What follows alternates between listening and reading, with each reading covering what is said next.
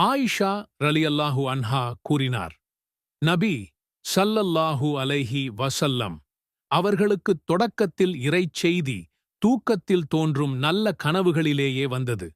அப்போது அவர்கள் எந்தக் கனவு கண்டாலும் அது அதிகாலை பொழுதின் விடியலை போன்று தெளிவாக இருக்கும். பின்னர் தனிமையில் இருப்பது அவர்களின் விருப்பமாயிற்று.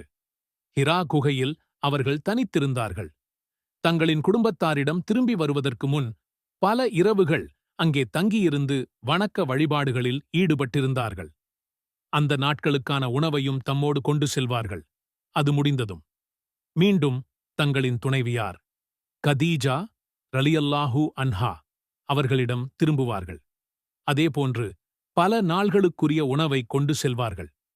இந்த நிலை ஹிரா குகையில் அவர்களுக்கு சத்தியம், வஹி வரும் வரை நீடித்தது.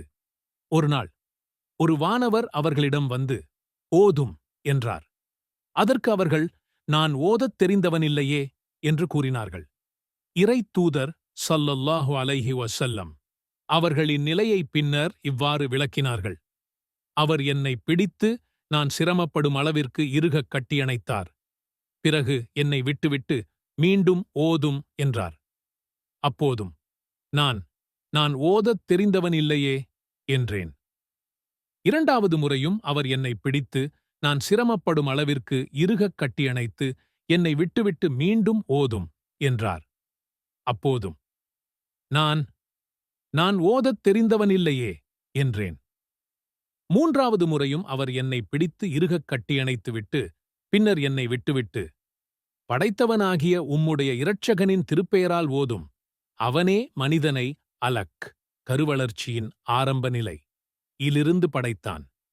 ஓதும், உம்முடைய இரட்சகன் கண்ணியம் மிக்கவன் என்று கூறினார். மேலும் ஆயிஷா ரலியல்லாஹு அன்ஹா கூறினார். பிறகு இதயம் படபடத்தவர்களாக அந்த வசனங்களுடன் தம் துணைவியார் குவைலிதின் மகள் கதீஜா ரலியல்லாஹு அன்ஹா அவர்களிடம் திரும்பி நடந்த செய்தியை தெரிவித்தார்கள். தமக்கு ஏதும் நேர்ந்துவிடுமோ என்று தாம் அஞ்சுவதாகவும் கூறினார்கள். அப்போது கதீஜா ரலியல்லாஹு அன்ஹா அவர்கள் கூறினார்கள், அவ்வாறு கூறாதீர்கள். அல்லாஹுவின் மீது ஆணையாக உங்களை ஒருபோதும் அல்லாஹ் இழிவுபடுத்த மாட்டான். ஏனெனில் தாங்கள் உறவினர்களுடன் இணங்கியிருக்கிறீர்கள், சிரமப்படுவோரின் சுமைகளைத் தாங்கள் சுமந்து கொள்கிறீர்கள், வறியவர்களுக்காக உழைக்கிறீர்கள், விருந்தினர்களை உபசரிக்கிறீர்கள், உண்மையான சோதனைகளில் ஆட்பட்டோருக்கு உதவி புரிகிறீர்கள். பின்னர் நபி ஸல்லல்லாஹு அலைஹி வஸல்லம் அவர்களை கதீஜா ரலியல்லாஹு அன்ஹா அவர்கள் தம் தந்தையின் உடன்பிறந்தவரான